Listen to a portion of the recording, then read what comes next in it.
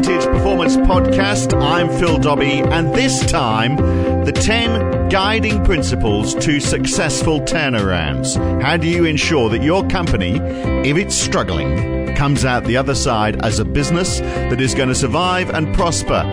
Well, it can be done, of course. In fact, it's done all the time. And Michael Fingland, the Managing Director of Vantage Performance, helps make it happen with his team. Of course, doesn't do it by himself. So welcome again, Michael. And let's look at those 10 guiding principles. So the first one, and look, I think, we've sort of covered this from different angles before, but there's got to be one or two big changes in the strategy. Just making a few shifts here and there is not going to create a successful turnaround. Very rarely. Occasionally, and I mean 5 out of 100, the crisis that you're solving might be a temporary liquidity issue, where it is a tweak here and there. But generally speaking, and we've talked about this before, 50% of the success for turnarounds is closing what we call the confidence gap, and that's getting the key stakeholders supportive of where you're at, supportive of the changes, the advisors you've got involved, and supporting the plan. And often what's got you into the situation is you haven't made some big strategic decisions in the last 1, 2, 3 years. So there needs to be 1 to 2 big changes in strategy to change the perception, if you like, to and then build a plan around that. And it may be a capital raise, it might be a merger, it might be exiting out of certain regions, it might be growing a part of the business. So there are a lot of things when we talk about big changes in strategy. It may be condensing you might have too many customers and they're losing money, so you might need to cull 30% of your customers, but you'll end up being a lot more profitable. Yeah. Like a big customer who's you work on very low margins for, but you keep them in there because they supposedly bring in a great deal of money, but they also create a great deal of expense for the business. That's right. And unless you do that, unless you're looking for those 1 to 2 big changes in strategy, invariably you will not rebuild the confidence that is crucial to any turnaround. Right. Okay. Number 2 is to create a 100-day cash runway. Yeah, this is critical, and in our model, and what's been very, very successful for us is you have to have a parallel focus in that first few weeks.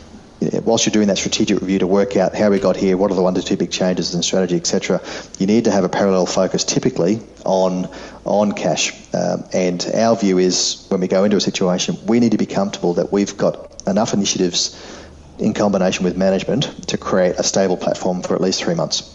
And the key thing there is one, you need to take some pressure off while you need some space, you need some headspace to think about these big decisions and how we're going to sell the plan to all the key stakeholders. But typically speaking, most businesses have a 90-day cash cycle from when you buy your materials, whatever it might be, manufacture, sell, collect the cash. It's 90 days. So when you start putting new initiatives in place, it's going to take 90 days, sometimes to 120 days, for the business to start showing the impacts from an earnings and a cash flow point of view. And that's why you need to have that stability and that confidence that you've got at least 100 days to have the confidence that you're going to get through those various flashpoints that invariably are there. But if you're making changes, you might also need more cash, mightn't you, as part of that change process? Yeah. So a big focus in that first 100 days is how do we create more cash internally, and this goes to the heart of rebuilding stakeholder confidence. Is you need to demonstrate to your financiers and shareholders that you've exhausted all other avenues before you go and put your hand out. And unfortunately, too many boards are too quick to say, "Oh, we'll just go to the bank and ask for more money," or we'll tap our shareholders for more equity. You need to demonstrate that, because in every situation we've been into, and I mean every, there's always been cash that's tied up in working capital. You've got lazy debtors, you've got lazy stock, you've got terms with your creditors you can renegotiate. That's just one part of it. Non-core assets, surplus assets, that you might need to sell to get greater utilisation out of the fleet, for instance. There's always opportunities to free up more cash. There are some opportunities to restructure loan facilities, bring in new finance in that first 100 days, and we're always looking at those opportunities. But when we do that, we always demonstrate to our financiers that we've exhausted all avenues internally, so we can cover that off. So they're not, we're going to them as a last resort, if you like, and not taking the easy option. Right. The easy option often as well is to get rid of some of your highest paid staff. which could be a bad decision because presumably they're getting a decent salary because they're doing something which is seen as contributing a great deal to the organisation. Exactly, and look, redundancies for us is the last resort, absolute last resort, because you want to avoid taking capacity out of the business, because if you can hold on to your workforce through a downturn where your competitors might be slashing 20-30% of their workforce, if you can hang on to them, and there's some pretty clever things you can do to maintain the workforce and not cripple cash flow, you will come out of that downturn. If you've got 30% more capacity, you've got 30% more people out there winning work, producing, looking for ways to innovate products. You will come out and take market share. Yeah, absolutely. Grab the share while it's there. The third one is stakeholder management. Now, you reckon this is the critical part of it all, about half the job. Yep, easily 0.5%. And this is where most turnarounds fail, whether they're simply led by boards and the management team themselves, or if they have indeed brought in advisors to help, they spend insufficient time on closing what we call that confidence gap.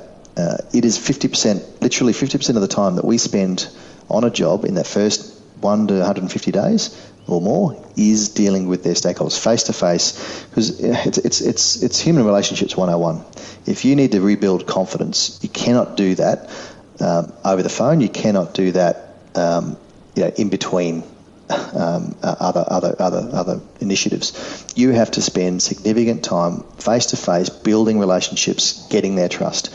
It's the heart of selling, and it's critical in a turnaround, and so that's why we spend so much time with them, because you've got to close that confidence gap. And whenever we come into a situation, or any business finds itself in a critical situation like that, confidence and particularly from financiers in the management team is at an all-time low, because they've typically broken 3 or 4 forecasts or promises to creditors, and you need that circuit breaker and that focus to try and rebuild that support. Otherwise, you're just not going to have sufficient support to get through the process.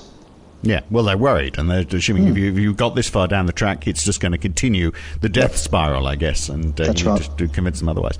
So then number 4, look, you normally do fairly well, Michael, at avoiding acronyms, but even you can't help yourself now. So the SCPPE model, tell us what that is. Yeah, it's our own proprietary model that we've developed over the years, and we keep adding on an extra letter every year, so that the acronym's going to become its own word. But at the core of it is a fundamental belief that to have a viable, successful, sustainable business, you need the right strategy, a powerful strategy, the right capital to fund it, and the right people to execute that strategy. And what's often lacking in a turnaround is one of those 3 circles, because you've got to have all 3 working in unison, with a powerful why or purpose driving, at the core of that, which is what are we in business to do? What sort of big problem are we trying to solve? That's your why. But you've got to have the right processes in place, systems and processes. And we've done a lot of work over the last few years, particularly around the environment in a workplace. So you need those 3 core drivers: your strong purpose and the systems to make sure you can see if the plan is working, KPIs, management dashboards, all the rest of it. But the environment is so critical, and I'm not talking about the physical working environment. I'm talking about the psychological environment within a workforce, and it is a significant contributor to whether a business really outperforms its peers, or whether it just becomes an also-ran or potentially fails. And it's what I mean there is around, is there a culture of trust in the organisation? Do people genuinely have each other's back? And Simon Sinek, many people will have heard of Simon Sinek. He's a big believer in this, and that you can take a second-rate management team or employees in terms of university degrees. That's what I mean by second-rate. You can take people that don't have as much experience or university degrees, put them up against a business that doesn't have all that. But if you've got that right environment where people trust each other, they know what their job is, they know what their responsibilities are, they know how they fit into the entire piece, and I'll touch on something in a second, and they know that what they do is meaningful and is making a change. If you do that, you will have the most powerful workforce working for you and working for each other, and that gazumps the smartest management team every day of the week. So, and particularly in a turnaround situation, you can get significant boosts in productivity, culture, morale, reduction in absenteeism, all those things by having a dual focused on the environment in the workplace. So when did you last add a letter to your SCPPE model? What was they saying? Did you add one a year? Because I'm looking at what you've got every 6 months, because you haven't got trust in there, so you've got to add T on the end of it, haven't you? And then we debated that, but we think, well, that's part of the E, so, And then you said people, purpose, and processes, but you've only got 2 Ps. I know. So, it's the Skipet model as far as I'm concerned, but as you say, that's just getting ridiculous, isn't it? Yeah, it is. It's too hard to remember. Exactly. Well, the 5th one, here's another acronym, but at least I know this one, the USP. Every business is, it's so fundamental, isn't it? Everyone's got to have a unique selling proposition, but it's often forgotten in businesses. Oh, it is, and often at the heart of turnarounds is the business had a strong USP, and it might be their why, their purpose. It could be one and the same thing. So they've either had it at one stage, and as businesses get bigger, it gets fuzzy because the entrepreneur, the owner who set it up, was powerful with disseminating that in the early years. As you bring on more people, if you don't instill the same understanding and passion, and you don't hire people with the same amount of passion, it gets distilled and diluted as time goes on. So often in turnarounds, you've got to try and chart a course back to what was it that was unique about us, and really stood out, and did everyone in the business really understand it, and did it matter? Was it relevant? And do our customers really resonate with it? Sometimes we've got to create one, but often it was there. It was why they were successful, but it's just got lost along the way. So in that first few weeks when we're doing that strategic review, big focus on trying to identify what that USP is, and as the name suggests, a unique selling point. Sometimes there won't be a unique one where you're the only one who has it, but you might have a few points of difference which together create a USP. So, and then you roll that out across the marketing, across the sales team, across manufacturing. One of the things I was going to mention before is part of that SCPPE model is someone on a production line. They're in their own little bubble, producing bull bars or whatever it might be. Understanding that if they don't do their job properly, and the other 3 parts of the process ahead of them, if they don't pick up a small imperfection in the material, and it goes out the door to a customer, it then comes back as a sale return. That costs time, effort, money, and you've damaged a relationship with the client. So understanding that the quality of the work you do has ramifications on sales. So everybody in the business is in sales, whether you're in purchasing, manufacturing, packaging. Trying to get them to understand they are all part of the sales process, and to have that eye for quality all the way through. Right. So point number 6, and you made the point that very often this can be the same as the unique selling proposition, but it's not always. It's the why is the business there, or what's the purpose of the business. So that can be different from the USP, can't it? It can be, and look, too often people say why or what is your purpose, and you've got to have values, and they think it's just names, words that you've got to have on a wall and in your vision statement and mission statement in your website. It's a waste of time, effort, and money because nothing ever happens.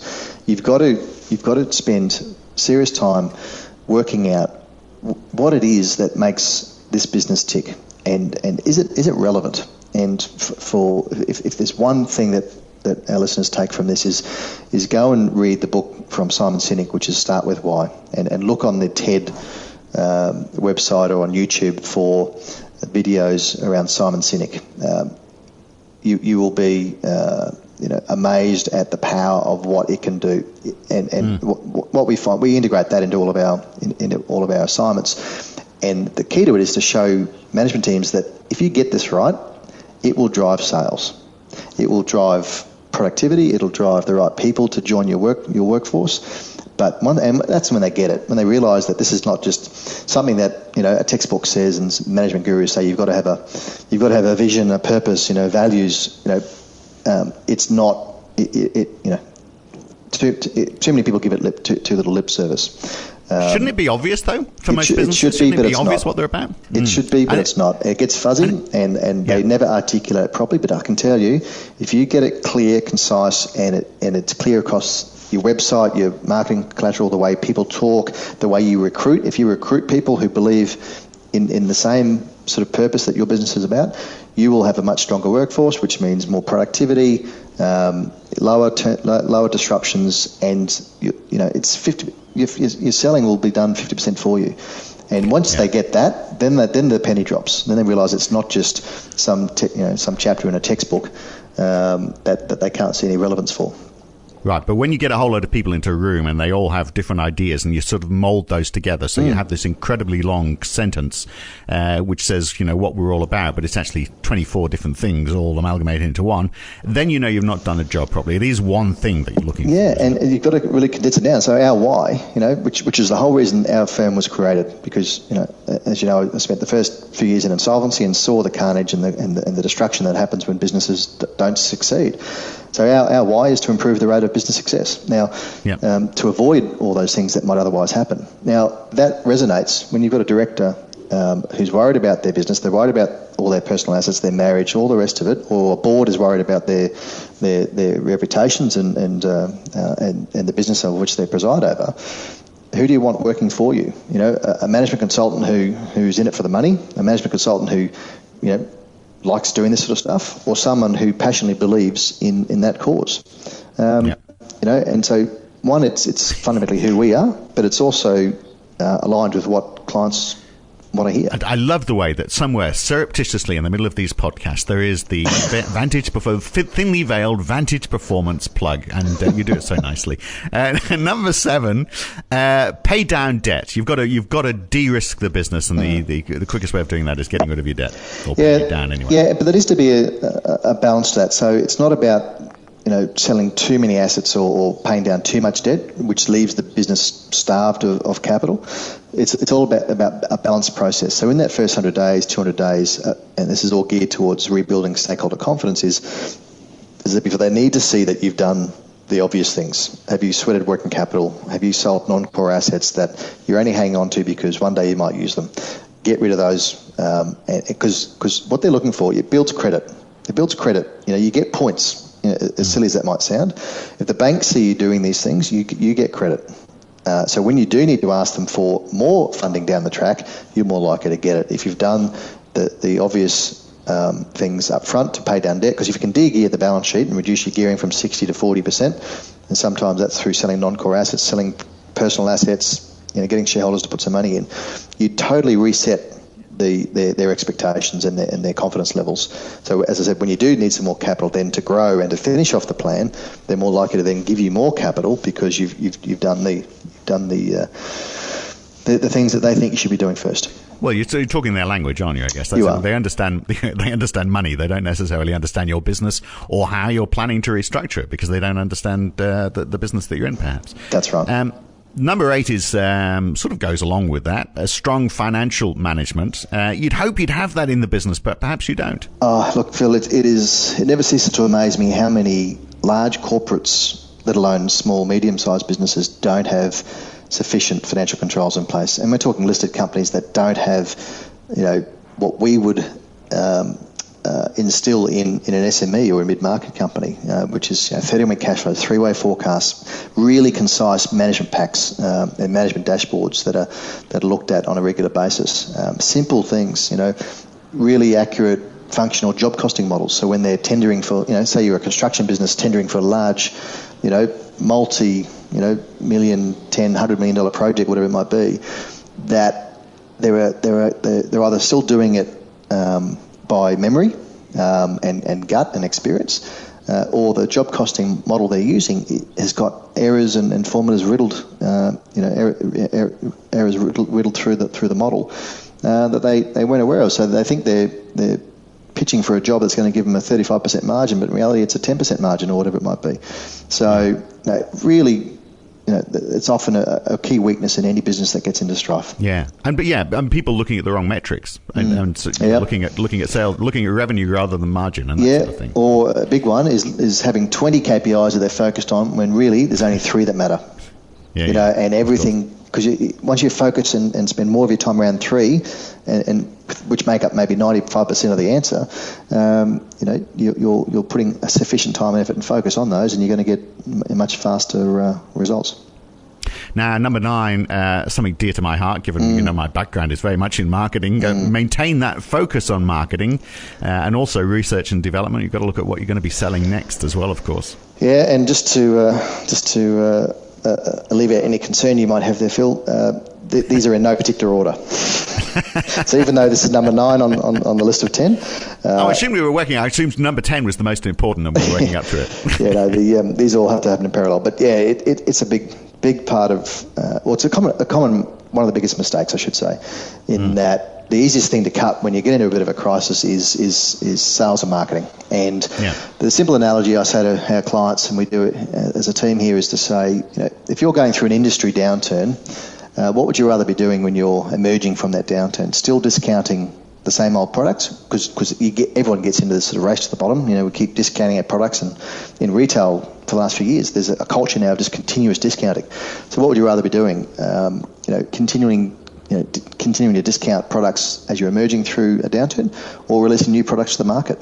Because as you know, if you're releasing new products to the market, you can release them at a much stronger margin,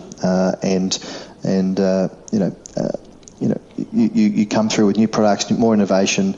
You're coming out with new things that are different, interesting, and you're more likely to win market share. In fact, I can guarantee you'll win market share if you maintain a focus on R&D and marketing. You might need to make some changes and tweaks, but I can tell you, if you maintain more of that focus, you will get a jump on your competitors every time.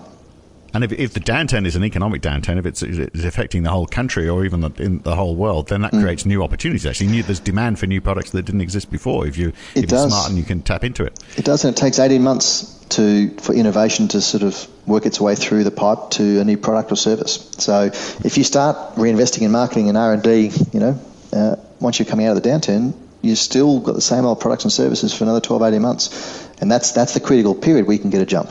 Yeah, and in fact, so many big companies that are around today have come from those beginnings, of course, where there was a downturn, and they've come out of it shining.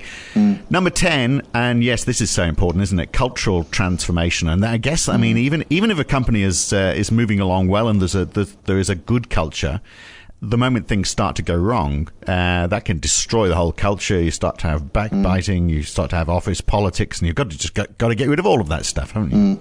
Yeah, that's right, and it's almost the most important part of a turnaround. And why I say that is a lot of turnaround plans might give you the initial traction, the first 100 days, lots of people are excited, you've got confidence going again, you've got a stable cash flow, but most turnarounds fail. Or they start unravelling at the 100-day mark. And 12 months in, you're back to where you started, because there's insufficient focus on fixing the culture in the business. Now most management teams and consultants in this space don't give it sufficient focus. And, when we talked about our strategy capital people model before, the environment piece that we talked about, this is at the heart of fixing the environment in the workforce. So whilst you have to have a significant focus on changing the culture in the business to improve the environment, the critical mistake you can make is trying to do it too soon. And you can spend a lot of time and effort on trying to improve culture in that first 100 days or even the first 200 days. But if you're still making changes to the business, and unfortunately if there are some redundancies and whatever, and you're trying to do cultural stuff in between all that, you're just going to fall flat on your face, because people won't believe the statements you're making about what we're going to be like going forward. Yes, we're going to fix communication and we're going to respect our people and all the rest of it. It will fall on deaf ears if you're trying to roll that out whilst you're still, making their colleagues redundant. So whilst it is fundamental to any successful, viable turnaround in the long term, starting it too early can be fatal. So that's usually phase 3 for us. Phase 1 is that first 100 days, stabilise, come up with the right strategy, sell that plan to the key stakeholders. Phase 2 is the implementation of that next sort of 6 months, and then we bring the culture piece in around between month 6 and 9, once you've got that stable platform. And that's when you can really cement the new plan, because people then buy into it. Yeah, makes perfect sense. Yes, those emails from the CEO saying, what a strong organisation we are and how we value our people. Oh, by the way, we're getting rid of some of them. Never goes down too well, does it? But we see it time and time again. We do. All right. Well, look, there's very wise words. 10 guiding principles to successful turnarounds. We'll do this again sometime soon. Thanks for your time. Thanks, Phil. And in fact, when we do come back, we'll be asking whether you need a chief restructuring officer. Well, obviously, if we're asking that question, we believe that you do if you are in a turnaround situation. But what would that person do and who should it be? We'll talk about that next time. In the meantime, of course, you can subscribe on iTunes or SoundCloud so you never miss an episode. Till then, I'm Phil Dobbie. Thanks for tuning in to the Vantage Performance Podcast. See you next time.